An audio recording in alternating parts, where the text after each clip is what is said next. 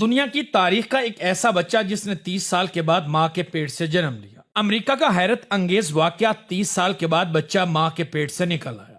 ناظرین، دنیا کی تاریخ کا ایک ایسا بچہ جس نے 30 سال کے بعد ماں کے پیٹ سے جنم لیا۔ 1994 میں اس بچے کی پیدائش کا عمل شروع ہوا تھا اور 30 سال کا عرصہ گزرنے کے بعد اس بچے نے 2025 میں اس دنیا میں آنکھ کھولی۔ ویسے تو یہ ایک نیو بورن بیبی ہے، مگر اس کی عمر کی بات کی جائے تو یہ 30 سال کا بچہ ہے۔ یہ تاریخ کا ایک ایسا ریکارڈ ہے جس نے سائنس کو بھی چکرا کے رکھ دیا ہے۔ سوال یہ پیدا ہوتا ہے کہ یہ بچہ 30 سال پہلے کیسے پیدا ہوا اور اس نے اب 2025 میں آنکھ کیسے کھولی۔ آپ لوگوں کو بتاتا چلوں کہ یہ ایک ایمبریو چائلڈ ہے۔ ایمبریو چائلڈ پروسیس کے بارے میں آپ لوگوں کو بتاتا چلوں کہ جیسے پرندوں میں پہلے انڈے پروڈیوس ہوتے ہیں اور پھر یہ بچوں میں کنورٹ ہوتے ہیں، بالکل اسی طرح ہمارے ہیومنز میں پہلے ماں کے پیٹ میں انڈا بنتا ہے اور پھر یہ 9 مہینے کے بعد بچے میں کنورٹ ہوتا ہے۔ بالکل اسی طرح ایک امریکن کپل لنڈسی اور ٹائم پرائس کے بارے میں بتایا جاتا ہے کہ انہوں نے 1994 میں اپنے ڈائیورس سے پہلے یہ ایگ پروڈیوس کیا تھا اور انہوں نے اس ایگ کو مختلف قسم کی گیسوں اور نائٹروجن لیکوڈ کے ساتھ، جس کا ٹمپریچر -190 ڈگری رکھا گیا تھا، اس میں یہ ایگ پریزرو